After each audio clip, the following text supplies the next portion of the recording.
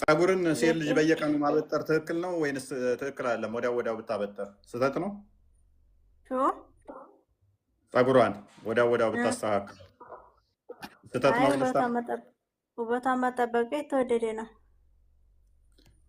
ኦኬ፣ ውበቷን መጠበቋ ጸጉሯን ማስተካከሏ ጤናማ ነው አይደለ? አይዋ አንድ ሰው መጥቶ አይ ጸጉሯን በአግባቡ መበጠሯ ትክክል አይደለም ቢልስ? ከምን አንጻር?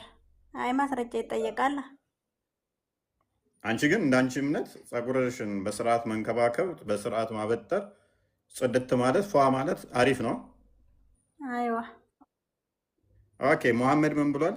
ነብይ መሐመድ ማለት ነው ጸጉሯን ፏ የምታደርግ የምታበጥር የሚያበጥር ተደርጎ ወደ ምድር ውስጥ ይከተታል። እስከ ቅያማ ቀን ምድር አያለሽ ወደ ውስጥ ይገባል፣ ይጠለዛል ብሏል። የት ላይ ነው ይሄን የሚለው? ቡሃሪ 5789 ክርስቲያን ቀጥል። አይ በነገራችን ላይ ዶኢፍን ሁላ እያመጣ ማስረጃ ልታደርግ አትችልም። ዳኢፍ ቡሃሪ እያልኳት ዳኢፍ ትለኛለች። 4 መዝሀቦች አሉ አይደለ? የቱ ዶኢፍ የቱ ሶሂህ የሚለውን ነገር ማወቅ አለብህ። ሶሂህ አልቡኻሪ ሶሂህ ላ ዶኢፍ የሆነውን ሁላ እየደረደራችሁ ማስረጃ አድርጋችሁ ታሰሙና አትችሉም። ሲጀመር ከተቀመጣችሁ እኛን እንጠየቅና አንዴ ሂክማ አንዴ መስጊድ ውስጥ ከሚያስተምሯችሁ እኛ ነን ሳሂህ ሐዲስ የምንጠቀመው። መስጊድ ውስጥ ዳይፍ ሐዲስ እየተጠቀሙ እንደውም ያስተምሯቸዋል። ነብዩ መሐመድ ያላደረገውን ነገር አዲስ የተፈበረኩ ታሪኮችን እየፈበረኩ ይናገራሉ። እኛ አንድም እናንተ ከማትቀበሉት አንድ አሁን ይሄ የወጣልኝ ሳሂህ አልቡኻሪ 5789 ላይ ነው። ነብዩ ምን አለ መሰለሽ? while a man was walking clad in a two-piece garment and proud to be himself with his hair well combed ምናል አንድ ሰው ሲራመድ አየ አለ። ምን ይላል?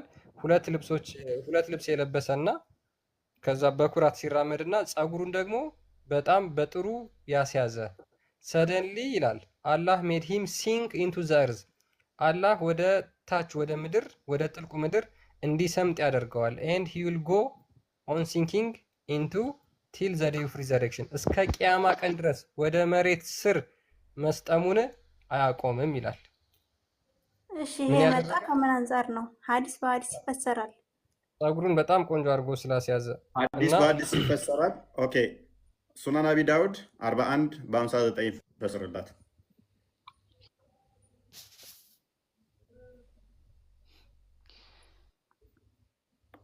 እፎይ ጥያቄ አለኝ።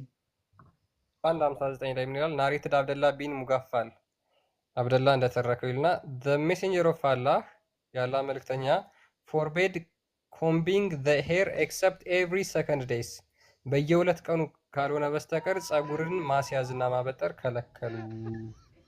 በየቀኑ ማበጠር አይቻልም፣ ምክንያቱም አላህ ወደ ጥልቁ ምድር ከቂያማ ቀን ድረስ ስለሚያሰምጥሽ።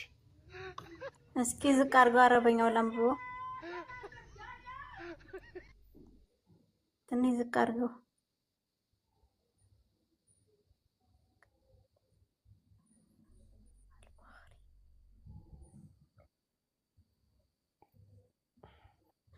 ያላ ሶሂህ ይላል ግን ያነ ማረፍ ሶሂህ ነው እኛ የምናመጣው እና ሐዲስ አይ ብዙዎቹ ግን ዶኢፍ ዶኢፎችን ነው መርጠው የሚያመጡ ብዬ ነው።